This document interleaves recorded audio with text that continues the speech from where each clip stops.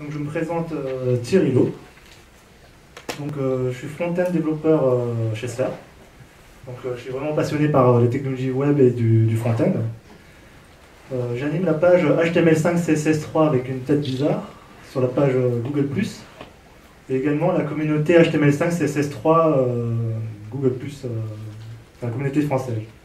Qui c'est qui connaît une des deux pages? Et bien sûr, je suis fan d'AngularJS. C'est pour ça que je suis là aujourd'hui. Alors, un petit sondage qui en a déjà entendu parler, mais qui n'en a jamais fait, et qui veut découvrir justement de quoi il s'agit. Et qui en a déjà fait? Okay. Alors, rapidement, AngularJS, c'est un framework JavaScript qui a été développé par Google. La version 1 est sortie en juin 2012, donc c'est vraiment très récent, très jeune. Et c'est pour développer des applications web modernes, c'est-à-dire de type single page application, mais pas que. On verra tout à l'heure. Et qu'est-ce qu'on attend d'un framework JavaScript? C'est bien sûr la séparation des couches, le modèle, la vue et whatever. On attend aussi que la navigation se fasse côté client, le templating également. Et on attend bien sûr que nous permette de mieux organiser notre couche, notre code JavaScript, pour que ça ne soit pas du spaghetti. Alors le déroulement, ça va... En fait, on va parcourir ensemble toutes les fonctionnalités clés d'AngularJS. Et ben, je vais coder une application avec. Et le but, c'est que je vous fasse découvrir toutes ces fonctionnalités, que vous puissiez apprécier. Ouais. Merci. Donc, comme dit Misko Evry, son créateur, le papa d'AngularJS, il dit qu'AngularJS, c'est ce que le navigateur web aurait dû être s'il a été conçu pour les applications web. Qu'est-ce que ça veut dire? Ça veut dire que HTML, au départ, c'était pour diffuser des documents sur le web, donc de manière déclarative. Si on veut faire afficher Hello World, on peut faire de cette manière-là. Ça, c'est plutôt statique. Si on veut quelque chose de plus dynamique, ok,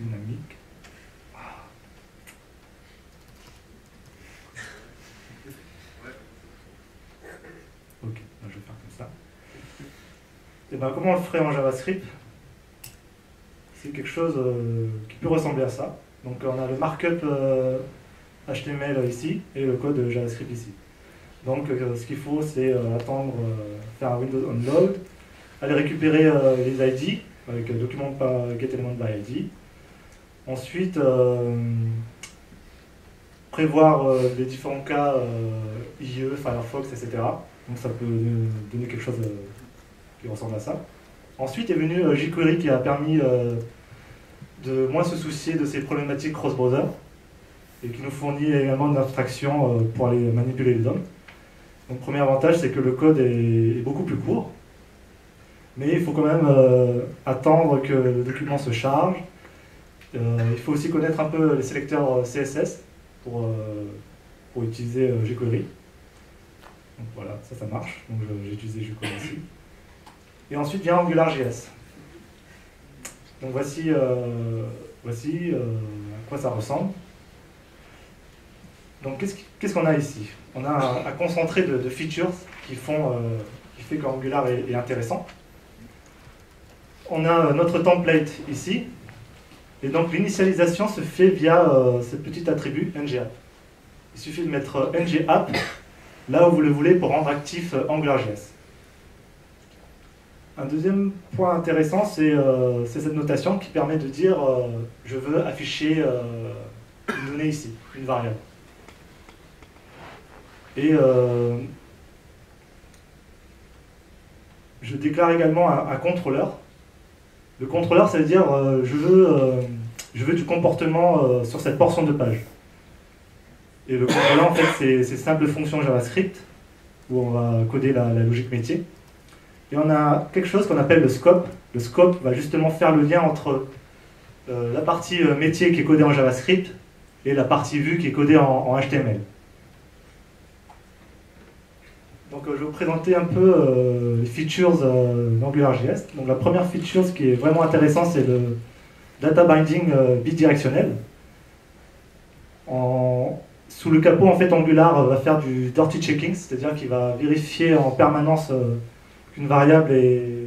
Enfin, il va détecter les changements d'une variable. Et ici, par exemple, on a un attribut greetings qu'on a mis dans le scope, c'est-à-dire qu'il va être disponible dans la page HTML. Et à chaque fois qu'on va changer, que la valeur de greetings va être modifiée, ça va être automatiquement mis à jour dans le template.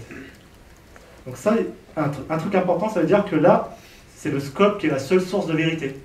C'est-à-dire qu'on n'a pas d'un côté dans l'HTML des données qui ont été mises, et d'un autre côté dans le JavaScript des données qui proviendraient d'un backend. Et du coup, on a deux endroits où se situent un peu les données. Donc grâce au double data binding, la vue et le modèle sont synchronisés. Et ce qui est vraiment intéressant aussi, c'est qu'on a pu écrire ce code de plomberie pour aller récupérer la valeur qui est située dans tel ou tel input et de mettre des callbacks pour aller détecter des changements. Ça, on estime que 60 à 80% du code d'une single page application, c'est de la manipulation du DOM. Donc ça nous permet d'éliminer pas mal de code. Et enfin, le templating, Angular dispose d'un moteur templating, de templating. En fait, c'est ta page HTML. Et le moteur templating, en fait, il est ce qu'on appelle un DOM-based, c'est-à-dire basé sur le DOM, c'est-à-dire que c'est du HTML qui est valide. C'est pas du string, en fait. Donc on n'a pas à manipuler du string, on n'a pas à écrire du HTML inline dans du JavaScript. Et donc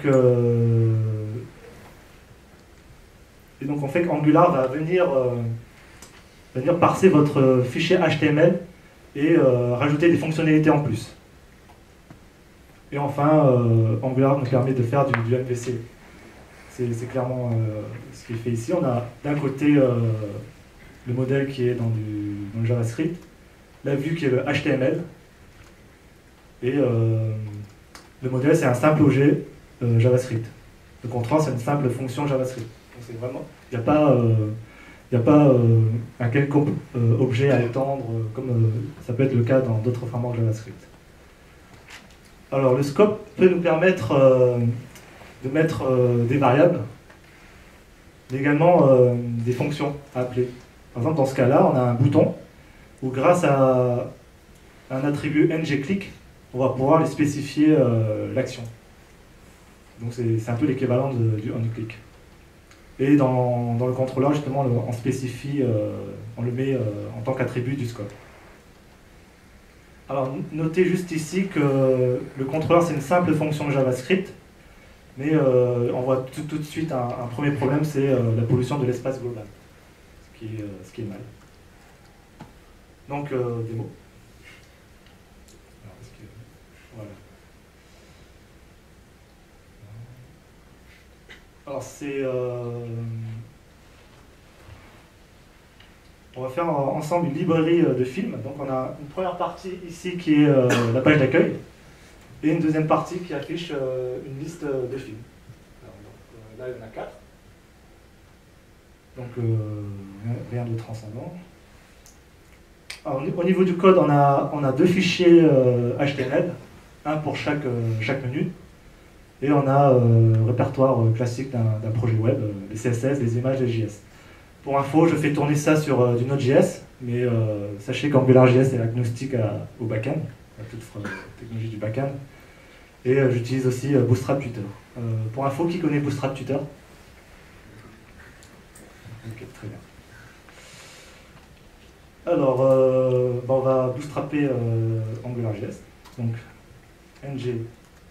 Ah, donc là, il est actif sur toute ma page, mais sachez que vous pouvez le mettre où vous le voulez. Vous pouvez cibler là où il pourrait être actif. J'oublie pas d'inclure la lib.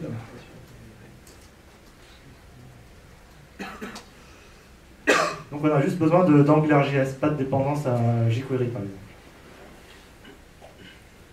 Donc là c'est ce qu'on retrouve ici. C'est le lot. Donc je ne vais pas m'afficher, je vais un peu le dynamiser. Dans cette notation, je dis j'ai un attribut name. Je me crée un input texte. Et donc là, j'utilise un attribut spécial AngularJS qu'on appelle ngModel. Et je vais lui mettre aussi name. Là, ça veut dire que dans le scope, j'ai un attribut name et qu'à chaque fois que je vais saisir quelque chose dans input, il va être automatiquement mis à jour ici. Alors, test.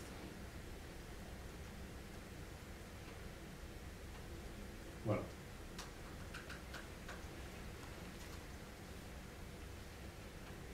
Donc,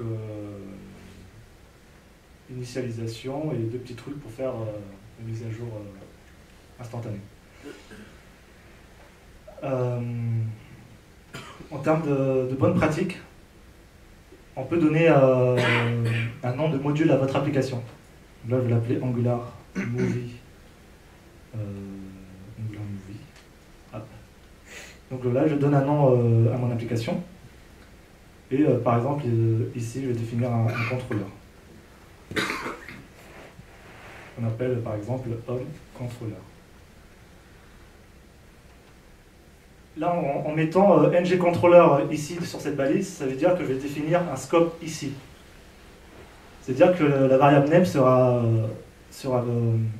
encapsulée, ça sera disponible que dans cette partie de la page. Donc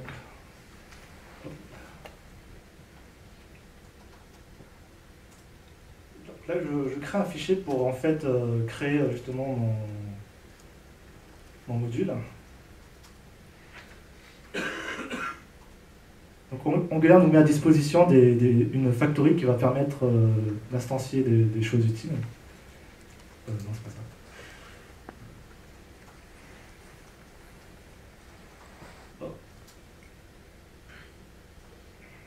Donc voilà comment on crée un module. On utilise Angular, la variable, on dit module, et on lui donne le nom qui doit être le même qu'ici. Et en deuxième paramètre, en fait, c'est une liste, c'est un array d'autres modules dont on peut dépendre. Voilà, donc là je vais créer le contrôleur. En termes de bonne pratique, pour des applications de taille moyenne, on créera un fichier qu'on appellera controllers, où on mettra tout dedans en fait. Donc là, j'ai une variable qui est disponible, qui nous permet de créer notre contrôleur. Hop, ça s'appelle contrôleur. Premier paramètre, c'est le nom du contrôleur qui doit être le même qu'ici. C'est comme ça qu'on fait le lien en fait. Et en deuxième paramètre, ça sera une fonction anonyme qui va contenir la logique métier. Donc là, on voit bien qu'on ne crée pas une simple fonction JavaScript. Du coup, on ne va pas polluer l'espace global en JavaScript. Donc souvent dans la documentation ou dans les tutoriels, ils mettent souvent juste une fonction. En termes de bonne pratique, de best practice, faut le faire comme ça en fait.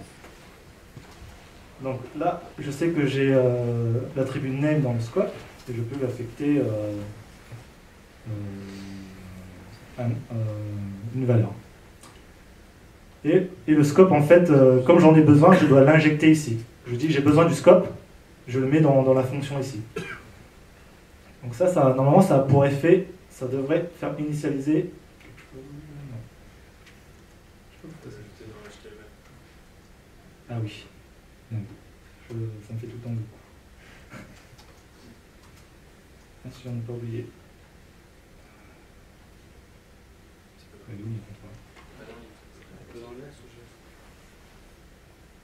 Ah oui.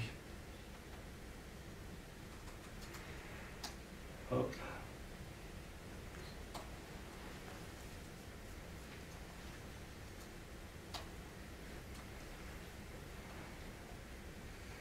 Voilà. Initialiser à vous. Donc là, ça marche très bien pour une seule valeur, mais on va voir un truc plus avancé, c'est que là, on a une liste de films, de 4 films avec des attributs, année de sortie, réalisateur, un titre, etc. On va aller voir du côté de l'autre fichier HTML. Donc là, les films sont affichés directement en dur dans le fichier HTML. Donc c'est pas ce que l'on souhaite. Donc pareil, hein, je vais activer AngularJS. Hop, nga égale le nom de mon module.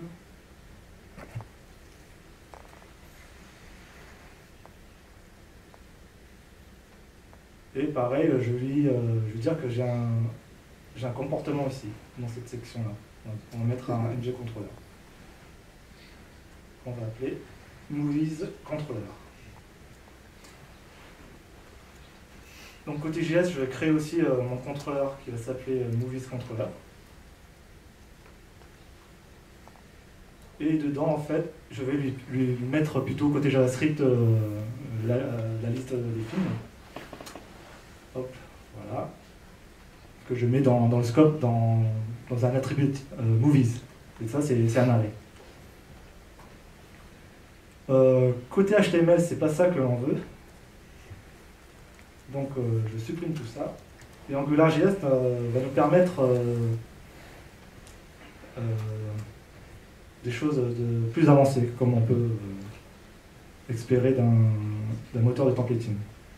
Je vais pouvoir faire répéter ce qui contient dans le LI, c'est-à-dire répéter ce type de code en parcourant ma liste de films. Et donc là, je vais pouvoir, par exemple, ici, mettre movie.poster. Parce que si on regarde côté JS, j'ai des attributs title, release year, poster, etc. qu'on va directement pouvoir utiliser ici. Donc, dans les expressions entre curly braces, on peut utiliser la notation pointée, comme en JavaScript. Donc, on va faire la même chose pour les autres attributs. Et donc là, normalement, on voit ça marche pas. MoviesController. Juste au niveau le nom de l'application, c'est pas le même, je crois. Il y en a qui suivent.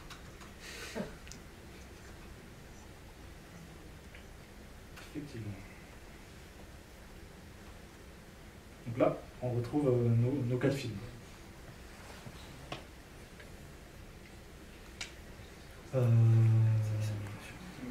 Voilà, donc on a nos 4 films, on aimerait bien en rajouter d'autres.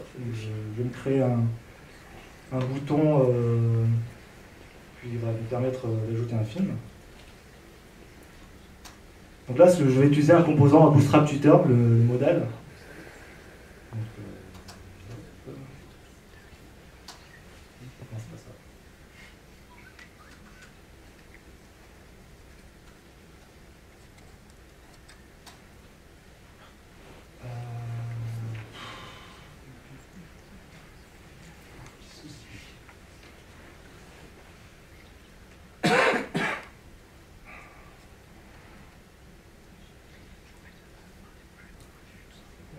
Le code qui est pas là.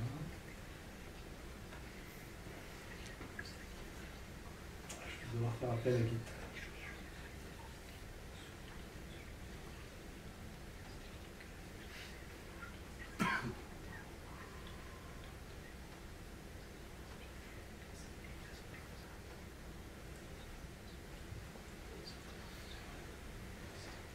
Ok, donc là j'ai mon bouton et j'affiche un formulaire. C'est un composant Bootstrap Tutor, donc il n'y a rien d'Angular en fait. Et ce qu'on va faire, c'est que on va rajouter un contrôleur sur notre modèle, ngController, qu'on va appeler edit controller. Peu importe. Donc là, en faisant ça, c'est-à-dire qu'on a un scope qui est sur le modèle. Et donc côté contrôleur, je vais faire la même chose. Là, j'ai créé un troisième contrôleur. Et voilà. Donc dans MovieList, en fait, j'ai une série d'inputs dont j'aimerais pouvoir récupérer la valeur. Donc comme là, je dis que dans le scope, j'ai un objet movie qui va contenir un certain nombre d'attributs. Donc là j'ai le titre. Là, j'ai l'année de sortie. Donc, j'ai autant de NG modèles.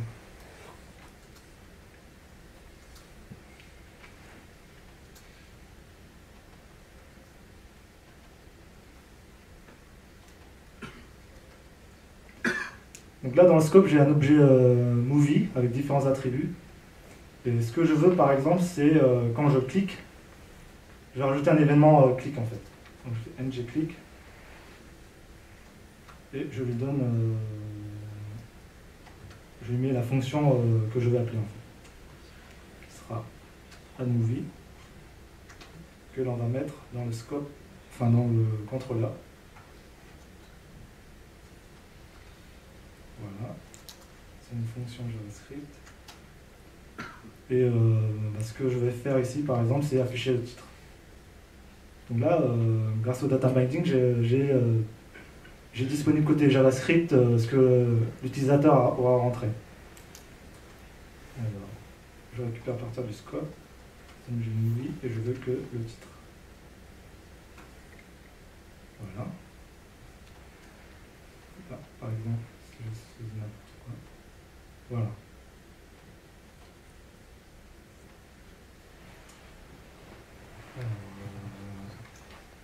Donc là, ce qu'on veut, c'est pas afficher un film, mais c'est pouvoir rajouter dans notre liste, notre liste de films.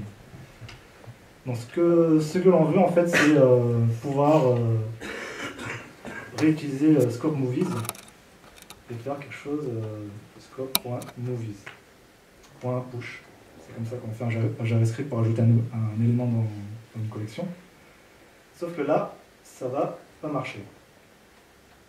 J'annonce déjà.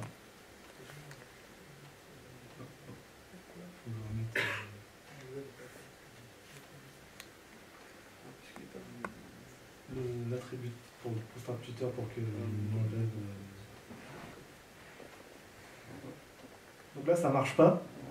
Pourquoi? C'est parce que, en fait, comme on déclare un contrôleur, on définit en fait un scope, et du coup, les attributs d'un scope ne peuvent pas atteindre les attributs d'un autre scope.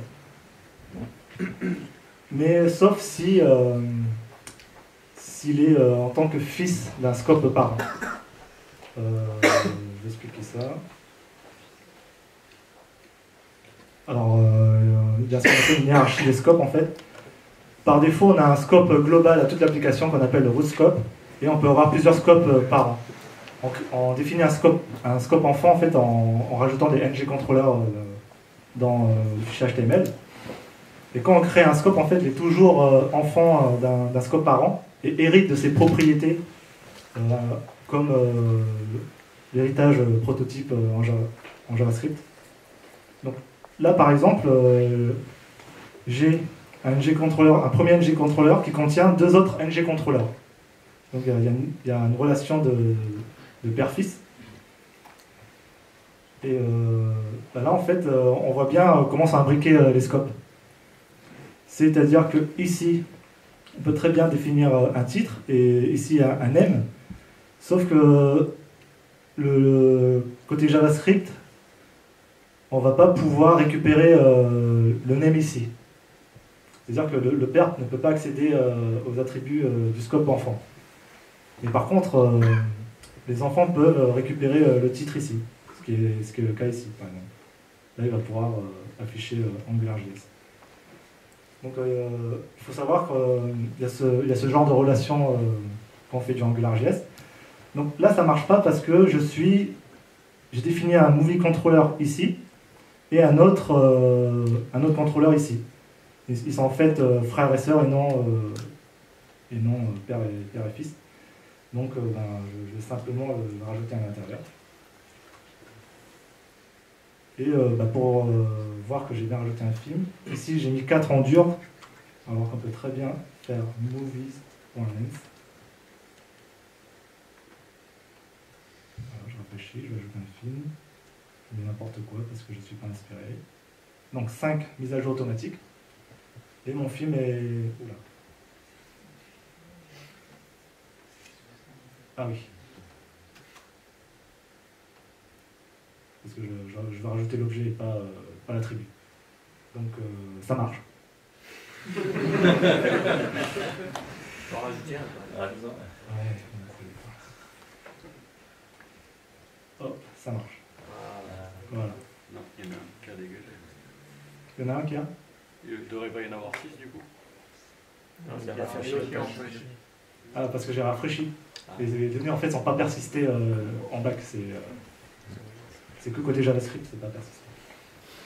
Donc justement, on va persister. AngularJS va nous permettre d'effectuer des calls Ajax comme jQuery, mais on n'a pas besoin de jQuery pour ça.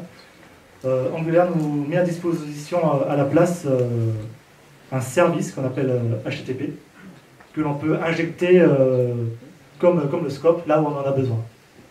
En gros, le $HTTP, HTTP c'est l'équivalent de l'Ajax de jQuery.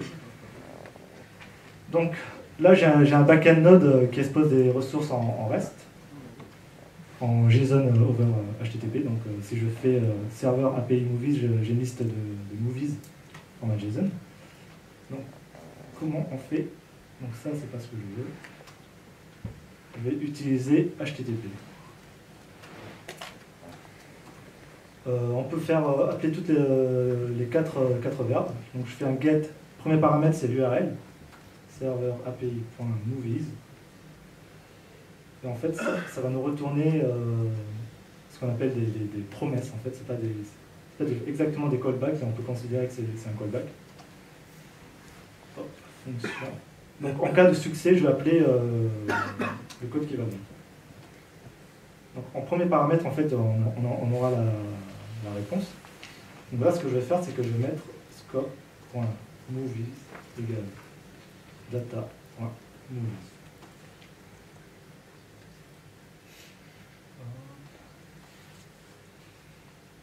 Et voilà. Donc là, ça vient du backend, hein, j'ai plus de films, j'en ai 9. Voilà. Donc c'est comme ça qu'on va récupérer les données du back. On va faire pareil pour l'ajout, mais ça va être pareil. Hein. C'est un create. Donc pareil, j'ai besoin de faire un call, donc j'injecte ici. Et je vais mettre point post, pareil l'URL.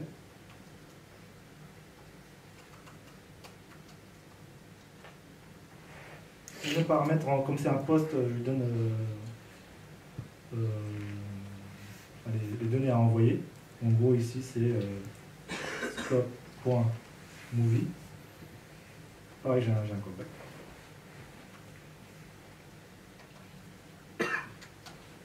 Et en cas de succès, je vais mettre à jour, je vais l'ajouter dans mes chaînes. Donc 9. Donc 10. Il est rajouté en bas. Et si je rafraîchis, donc c'est bien persisté. Donc je n'oublie rien non plus pas. Voilà pour faire des appels HTTP, donc c'est rien de très compliqué. Et donc là, il y a un truc qui n'est pas top, c'est qu'on a deux fichiers HTML. Et on voudrait bien en avoir qu'un seul en fait, puisque en fait dans notre page, on a quelque chose qui est... On a souvent des parties qui sont communes à plusieurs pages. Par exemple, ici on a un header, on peut avoir des footers, des parties qui sont communes. Et ce qui change en fait, c'est vraiment la partie centrale. Par exemple, ici j'ai cet affichage-là, là j'ai une liste de films, donc il y a juste cette partie-là qui change. Donc AngularJS va nous permettre de réaliser ça en fait. Donc je vais commencer par ne garder qu'un seul fichier HTML. Donc je mets ça là, et là je ne... Et donc la partie qui va changer en fait on va les mettre dans des fichiers HTML à part. Donc je vais créer un répertoire que j'appelais partials. Où dedans je vais mettre, le fichier HTML des parties qui vont changer. Donc là, je vais l'appeler home.html. Et donc, je vais prendre la partie qui change. Hop. Pareil, ici, je vais faire la même chose pour la liste des films.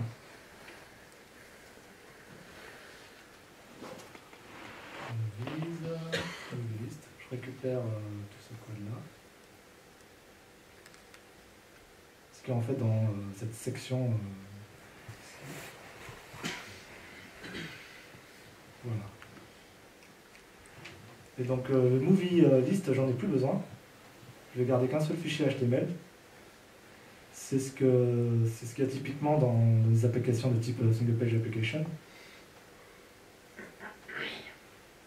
Et donc, pour dire à Angular, là où je veux que les templates changent, je vais utiliser un attribut qu'on appelle ngView. En mettant cet attribut-là, on va pouvoir dire que c'est ici que la partie centrale va être modifiée. Enfin, c'est là où ça va changer. Donc, ce qu'on aimerait en fait, c'est avoir pour chaque URL un état de l'application.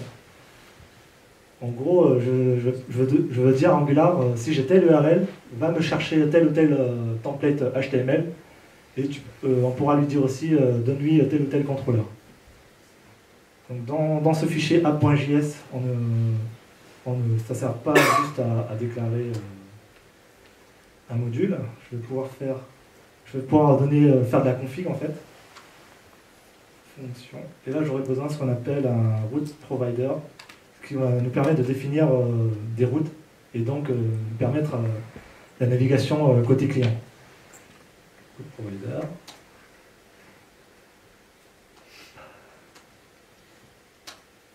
Donc voilà comment on l'utilise. J'utilise route provider et j'appelle when. Et en premier paramètre, c'est l'URL que l'on veut, que l'on veut appeler.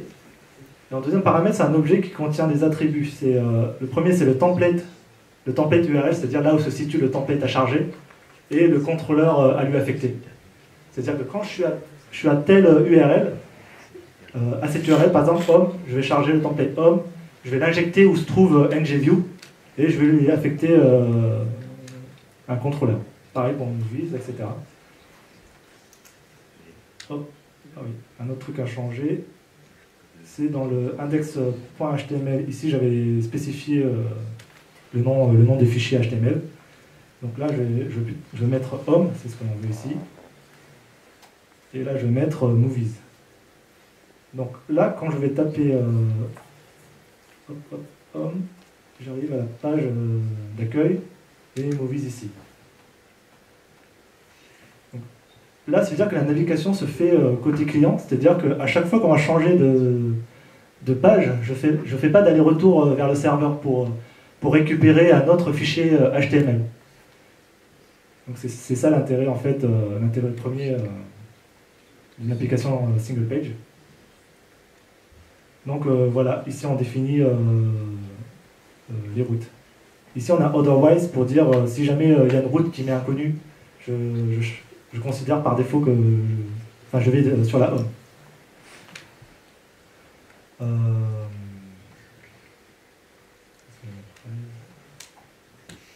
Donc ça on en a parlé. Navigation côté client.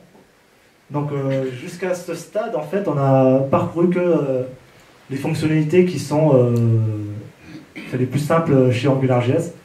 En connaissant juste ça, vous pouvez faire des applications single page de manière très rapide. Et là, on va rentrer dans une deuxième partie qui est beaucoup plus avancée en fait. C'est des features qui sont avancées. Premier feature, c'est créer ses propres services et pouvoir l'injecter. Par exemple, là dans le code, il y a quelque chose qui est pas top, c'est que on doit saisir à chaque fois l'URL qui est ici. Et ça, j'aimerais bien le mettre dans un service. C'est typiquement un cas d'utilisation d'un service AngularJS. On peut utiliser ce service pour des méthodes utilitaires. Donc, hop. Donc, ce que j'aimerais, c'est pouvoir injecter, par exemple, un service que l'on va appeler Movie, et pouvoir dire, je vais faire plutôt un movie.fetch, par exemple. Donc là, j'ai pas besoin de spécifier l'URL, puisque je sais que je récupère un film. Hop, pareil ici. Et là, je vais faire .save, par exemple, qui accepte un paramètre qui est l'objet envoyé. Donc ça, c'est un cas d'utilisation. Là, c'est comment on utilise un service. Comment on utilise un service en l'injectant. Donc là, on va le créer, parce qu'il n'existe pas. Donc pareil, bonne pratique, je crée un fichier JavaScript qui va contenir tous nos services. Et j'utilise le module Angular Movie App pour utiliser la factory d'un service, tout simplement. Donc premier paramètre, c'est le nom que l'on va donner à ce service. J'ai appelé Movie.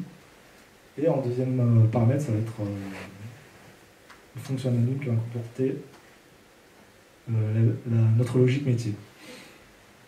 Donc là, dedans, je vais dire, je spécifie justement l'URL à utiliser.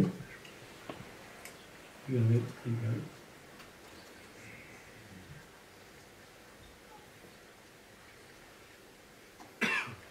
Donc ici, ce qui est bien, c'est que je spécifie une URL et c'est encapsulé. Il n'y a pas de pollution de l'espace global. Et je retourne une liste, la liste des méthodes que je vais pouvoir appeler en faisant movie point quelque chose.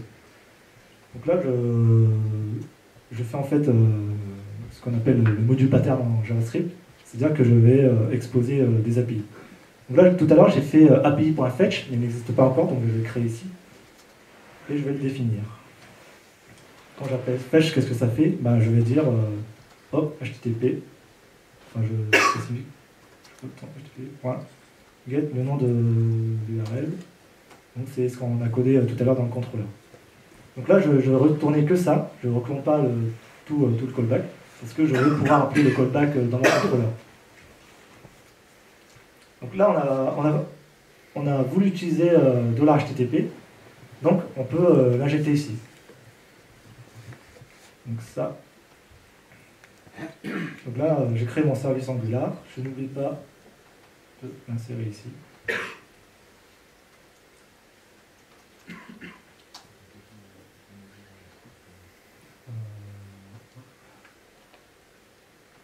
Tant qu'à faire, je vais créer aussi le save.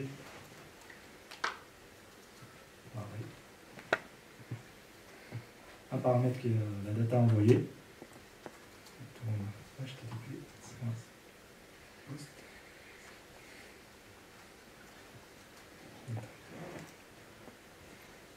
Donc en faisant ça, on va pouvoir faire ça, utiliser le service Movie plutôt que d'utiliser directement HTTP et de spécifier à chaque fois l'URL. Donc ça a marché, voilà. Donc je récupère bien mes films, hein, je fais un refresh du serveur, j'ai bien tous mes films. Donc là, du coup, l'intérêt d'avoir un service, c'est qu'il est réutilisable. Simplement en l'injectant là où on en a besoin. En fait.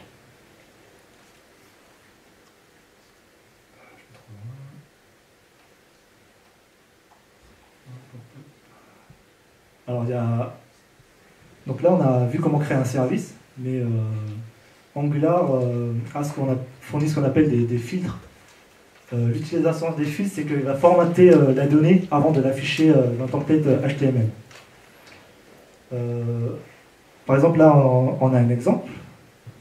Dans le côté JS, on a un attribut amount qui est un simple float. Et côté HTML, on veut l'afficher ici, mais on veut lui appliquer un filtre. C'est avec la notation pipe. Je veux dire, c'est une monnaie. Du coup, Angular va automatiquement formater la fichier dans le bon format. Donc ça, c'est juste en faisant de manière déclarative. Et pour les filtres, on a la possibilité aussi de leur passer des paramètres pour plus customiser. Donc par exemple, pour le filtre currency, qui est par défaut fourni par Angular, le premier paramètre, c'est la devise à concaténer ici. Voilà un exemple de filtre AngularJS. Il y en a plein d'autres, date, lowercase, uppercase, etc. Mais là, on va en voir deux qui est vraiment très puissant, qui est filter et order by.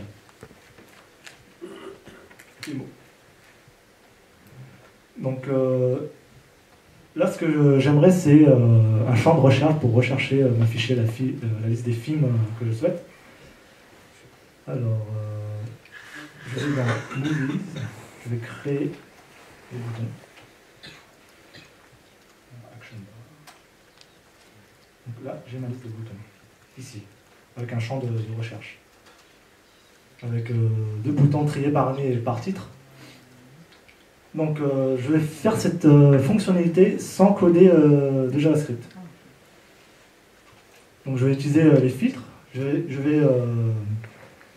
vais l'appliquer, je vais cibler, je vais l'appliquer ici. Voilà. Et je vais dire filter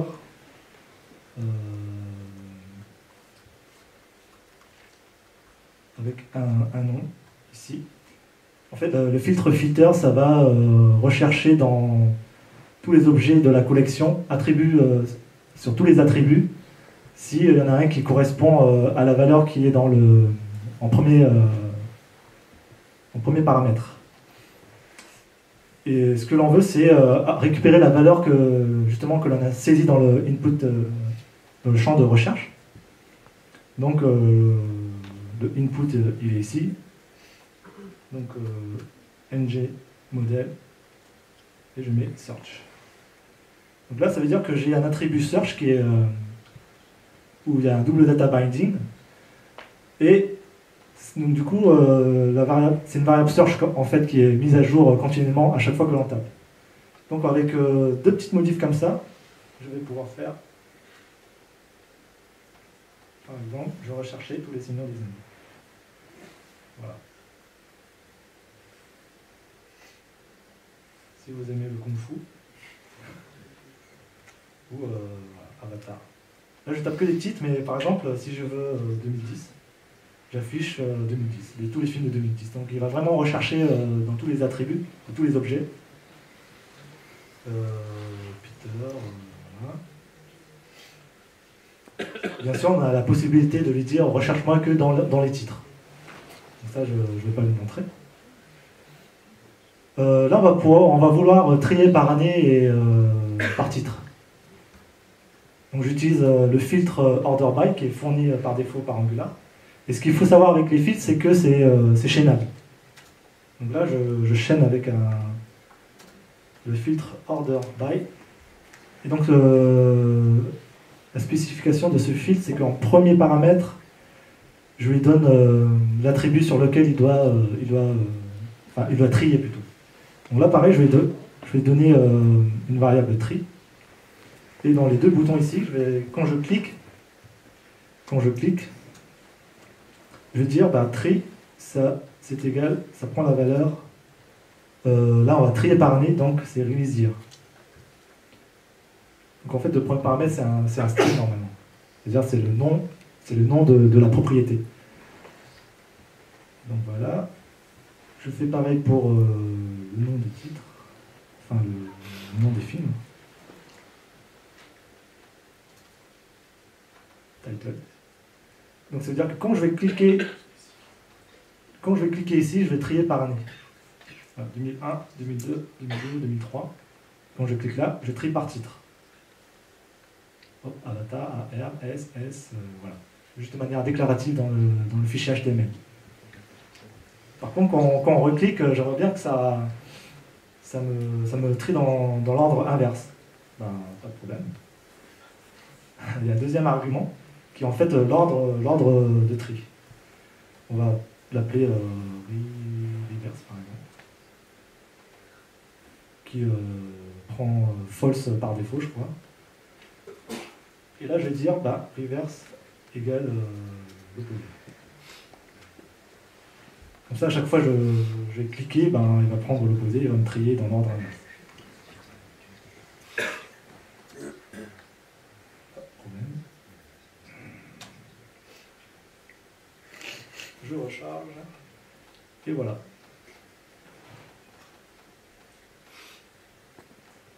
Je sais pas ce que vous en pensez, mais... C'est même plus du boulot. Comment? C'est même plus du travail. Plus de travail.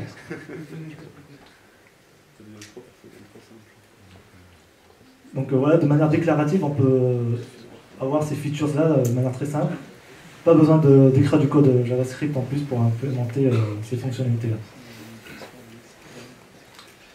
Donc Angular embarque des filtres, une série de filtres qu'on a vus, mais il nous laisse aussi la possibilité de créer nos propres filtres.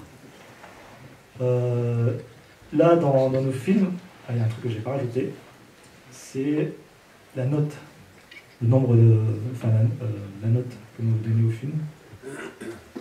Je vais l'appeler note, et je sais qu'il est disponible dans disponible.rate. Voilà, donc là, je vais noter 3, c'est note sur 5, 5. Mais ce qu'on veut, par exemple, c'est, en fonction de la note, afficher un nombre d'étoiles. Ça, donc, de manière déclarative, ce que j'aimerais faire, c'est voilà, dire par exemple stars. Donc là, on va créer notre fichier. Donc, bonne pratique, on crée un fichier filter.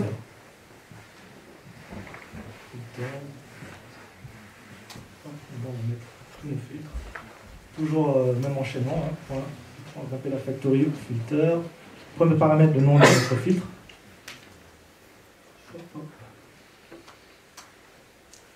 Voilà. Donc je retourne en fait une fonction. Donc en fait, cette fonction va nous permettre d'accéder, par exemple ici, c'est le nombre d'étoiles. Et en fait, par défaut, le premier paramètre du filtre, ça va être là où il va être appliqué. C'est-à-dire que ici, ça va être cette valeur-là, movie.rate. Et par exemple, après, on va pouvoir lui donner des paramètres supplémentaires en utilisant la notation 2 points. Donc là, j'en ai pas besoin. Et je retourne la nouvelle valeur à afficher. Donc, j'ai un attribut, je mets count.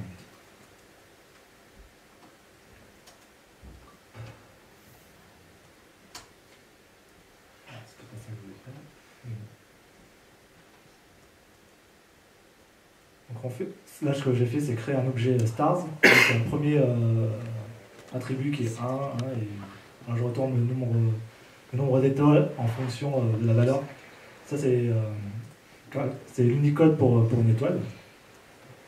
Ah oui, j'ai oublié un truc. Rajouter ici.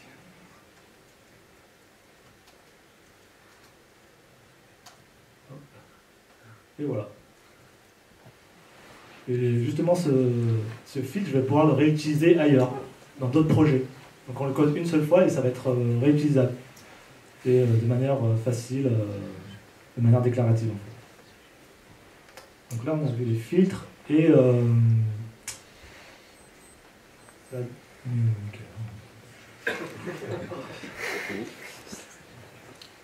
on va attaquer les directives. Les directives, c'est en fait tout ce que je vous ai montré, tout ce que j'ai désigné par le terme attribut, c'est ngModel, ngRepeat, ngClick, etc. Et en fait, ça va nous servir à apprendre de nouvelles choses au langage HTML. On va pouvoir étendre ce langage. Je voulais vous montrer un exemple de switch, mais on n'a pas le temps. Je vais plutôt vous montrer comment créer ses propres directives. Et pour ça, en fait, ça c'est vraiment la partie la plus difficile d'AngularJS, parce qu'il faut connaître en fait le cycle de vie des scopes, parce que c'est la phase de compilation de linking function, la restriction et la transclusion. Donc, qui c'est qui a essayé de créer une directive en AngularJS ici? Ok. Qui a réussi. Qu'est-ce qui a réussi alors? Qu'est-ce qu'il maîtrise? Ok, il y en a deux, un moyen. Et donc, si vous avez essayé de lire la doc AngularJS sur comment créer une directive, au moment où vous avez fait cette tête. Voilà, what the fuck, quoi. Donc là, je vais essayer de vous expliquer, de vous le montrer comment le faire. Je vais essayer.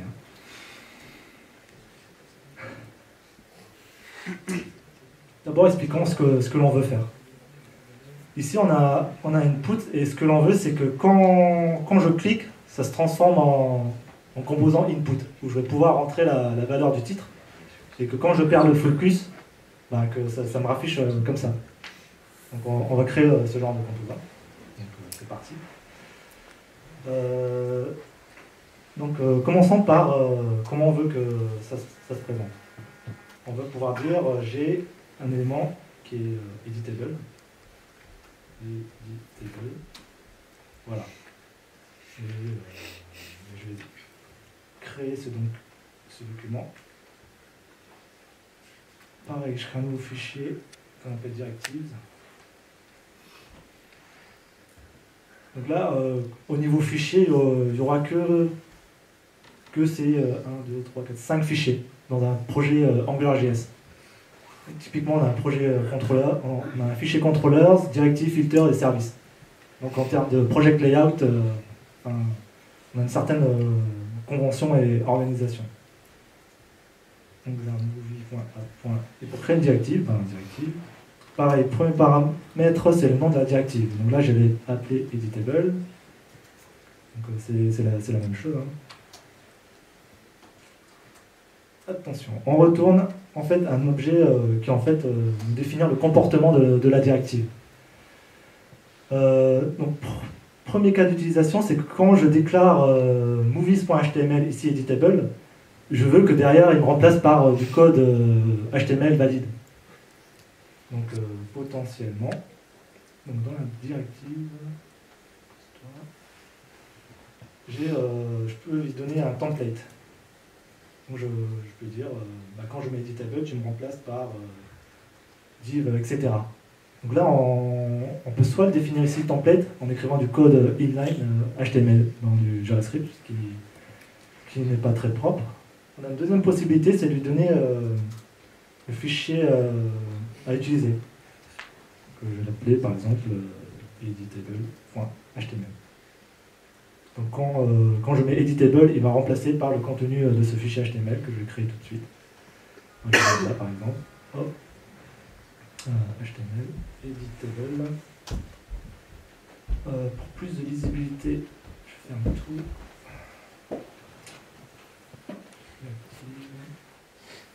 Je donne mon movies.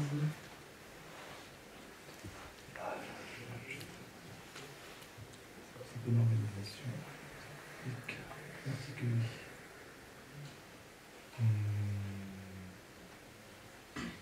Pour que ça soit plus clair.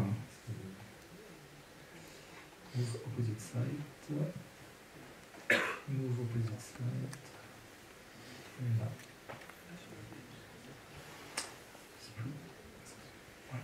Donc là j'ai la partie HTML, là où on aimerait, comment on voudrait l'utiliser. Là c'est son implémentation, et là c'est le template. Donc quand je mets editable, je veux remplacer par div. Donc là on a notre label. C'est ce qu'on met ici, un sortie réalisateur. C'est en gras. Non, c'est pas ça. Là par défaut je mets par exemple label. 2 points. Là, j'ai par exemple le span avec le texte. Et déjà, on va remplacer par ça. Donc là, c'est un premier paramètre, c'est le template à utiliser. Le deuxième paramètre, c'est pour la restriction. Donc, restriction, en quoi ça consiste? C'est comment on veut utiliser ce composant en fait. Soit on veut l'utiliser en tant que tag HTML, on peut aussi l'utiliser en tant qu'attribut. Attribut HTML, ou aussi en commentaire ou en classe. Donc là, là, on va lui dire de se comporter comme un élément HTML. Donc, on met simplement E pour élément, A pour attribut, C pour classe et M pour comments. Et bien sûr, on peut lui dire comporte-toi, je vais l'utiliser en tant qu'élément HTML ou attribut, en mettant le point virgule. Donc là, je veux que ça soit un élément. Donc si je rafraîchis, ah oui.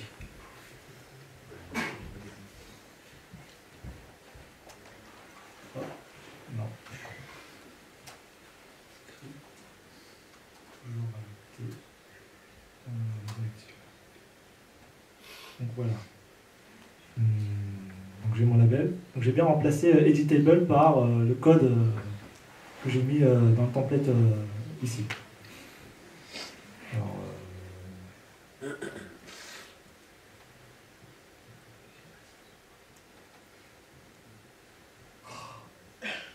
pas la bonne CSS. Tant pis. Donc du coup, il ne va pas être aligné. Donc voilà. Mais on veut bien sûr aller plus loin. Je veux pouvoir lui spécifier le label à utiliser. Par exemple, dire, je vais mettre année de sortie ici. Et je veux qu'il remplace automatiquement ici. Donc là, je vais mettre en place le data binding. Donc cet attribut label va être accessible que dans cette directive. C'est-à-dire que du coup ne va pas être accessible de l'extérieur de cette directive. Donc il y a une encapsulation qui est mise en place. Là, je vais définir une fonction, la fonction link, qui prend en paramètre le scope. Du coup, le scope, c'est le scope de la directive et non le scope qui est à l'extérieur. Deuxième paramètre, c'est element, c'est un objet qui va nous permettre d'aller parcourir le DOM ici. Et enfin, notre paramètre qui est attribut. Je vais le noter comme ça. Voilà. Et donc, attribut va nous permettre de récupérer la valeur de label qu'on a mis ici. Et donc, je vais faire non, c'est pas ça. Scope.label. Donc ici, je vais lui donner la valeur label aussi. C'est pareil. Voilà. Donc si je réfléchis, j'ai bien année de sortie ici. Donc voilà. Qu'est-ce qu'on aimerait faire aussi? Je vais aussi vous montrer ce que c'est que la transclusion. Si vous avez, c'est un terme qui peut faire peur quand vous allez le rencontrer dans la doc. Donc là, je vais vous l'éclaircir et quand vous allez lire la doc, vous allez penser à moi. Alors là, je vais par exemple dire movie. C'est quoi déjà ici Vélisir. Et en fait, quand on crée une directive, c'est une partie, c'est le composant, mais celui-ci peut contenir d'autres tags HTML. Ici, j'ai simplement mis ça, mais ça peut contenir une imbrication de div ou n'importe quoi. Donc là, ça veut dire que je veux récupérer l'intérieur de ce composant et lui dire je veux le mettre ici. Donc là, je prends la directive ng transclude et j'active la transclusion. Hop, trou.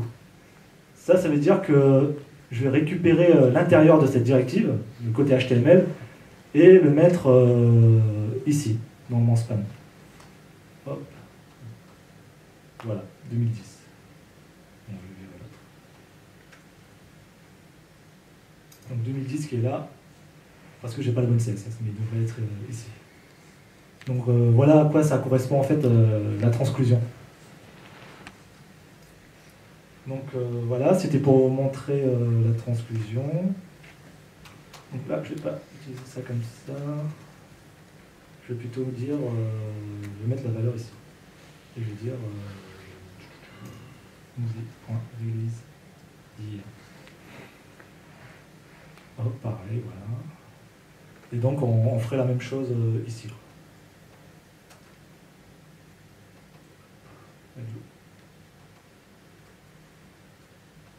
Et data binding ici. Donc voilà.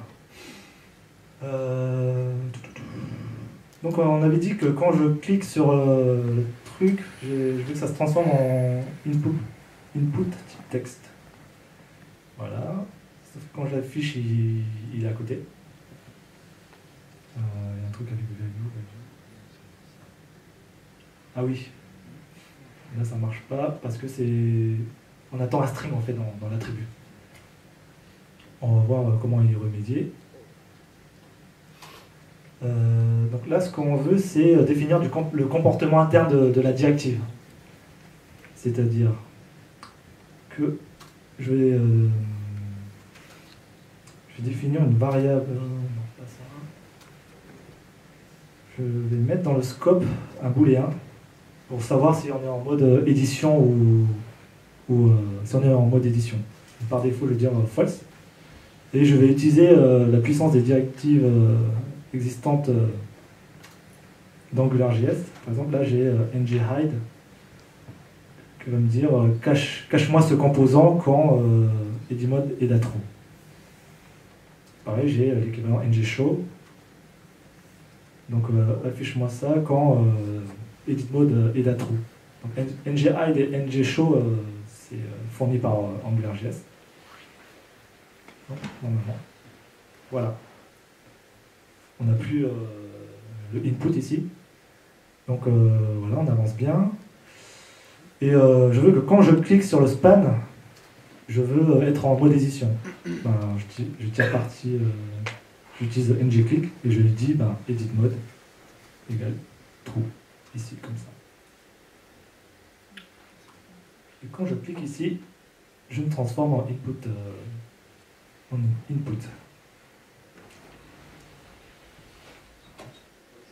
Voilà. Donc l'intérêt d'un composant, c'est qu'il est réutilisable.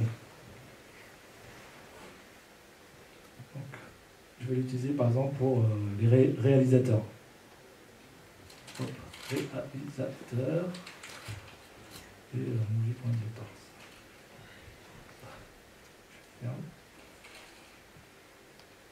Voilà, ça marche. Pas. Là, on voit qu'il affiche réalisateur, et que quand je clique, je refais la démo, quand je clique sur un, il me fait l'action sur l'autre également. Ça, c'est parce qu'en fait, toutes les directives sont reliées. C'est-à-dire que le comportement est commun à toutes les directives. Et du coup, c'est pas ce que l'on veut. Je veux pas que quand je touche à une directive, ça me touche à toutes les occurrences. Ça peut être voulu, mais Angular va nous permettre de créer des directives qui sont isolées. C'est-à-dire que C'est-à-dire que quand je vais cliquer sur un, ça ne va pas affecter les autres. Pour ça, je vais créer un attribut scope qui prend un objet vide. Et ça suffit à dire je crée une directive isolée. Hop, voilà, un est sorti, réalisateur. Et quand je clique sur un, ça ne va pas modifier l'autre. C'est des trucs. C'est vraiment séparé. Donc, là, on continue à avancer. Je veux que quand je quitte input, que ça me retransforme comme avant. On va pouvoir. Donc, première étape, je vais récupérer input en utilisant justement le deuxième attribut, élément.find, avec une syntaxe similaire à jQuery en fait. Find l'élément input. Et je peux faire input.bind et je binder sur l'événement blur. Function. Hop. Donc là, quand je quitte, je perds le focus sur l'input, je veux remettre scope.editMode égale false. Voilà. Donc je recharge et je clique. J'ai le focus et quand je clique à l'extérieur, ça ne marche pas. C'est maîtrisé tout ça. Alors pourquoi là c'est quelque chose qui va être rencontré par tous ceux qui développent en AngularJS. C'est-à-dire que le data binding fonctionne très bien quand on est dans un contexte d'utilisation, quand on est dans le monde AngularJS. C'est-à-dire que quand on est dans le ngClick, toute cette mise à jour, toute cette magie est faite automatiquement. Mais dès qu'on a un événement extérieur au monde AngularJS, AngularJS n'est pas capable d'être au courant. Enfin, ne le fait pas automatiquement. Et là, par exemple, un événement de type bind, c'est lié au DOM, c'est un événement DOM. Il ne va pas être notifié. Angular ne va pas être notifié. Alors que, par exemple, pour un clic, on a une directive ngClick, justement pour prendre en compte cette problématique. Donc on aurait bien aimé un ngBlur, sauf que ça n'existe pas actuellement. Donc ce que l'on fait, c'est qu'on appelle la fonction apply du scope. Fonction anonyme. Et à l'intérieur, je veux mettre à jour edit mode et je veux le notifier à AngularJS. Donc en faisant apply sur le scope, on va dire à AngularJS que j'ai mis à jour la variable edit mode. Donc je rafraîchis. Donc voilà. Et quand je sors, je reviens comme avant. Voilà. Alors, donc là, on vient de voir que la directive contient son propre scope, il est encapsulé, mais on aimerait bien aussi qu'il puisse interagir avec le scope extérieur. Par exemple, ici, le movie.releaseHere, c'est un data binding qui vient de l'extérieur, enfin, qui provient d'un scope qui est extérieur à la directive. Donc, pour spécifier toute cette relation, en fait, on va utiliser l'attribut scope. On va pouvoir dire le label, par exemple. Prends-moi la valeur.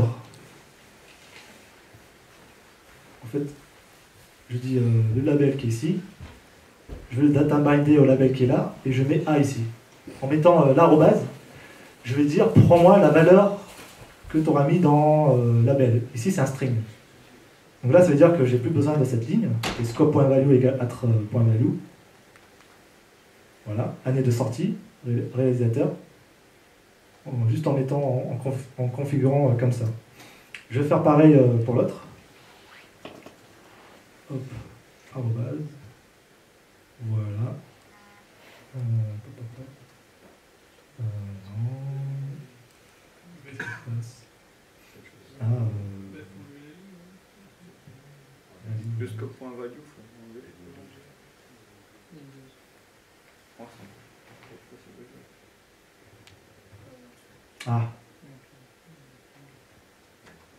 Je veux la valeur que me renvoie ce data binding.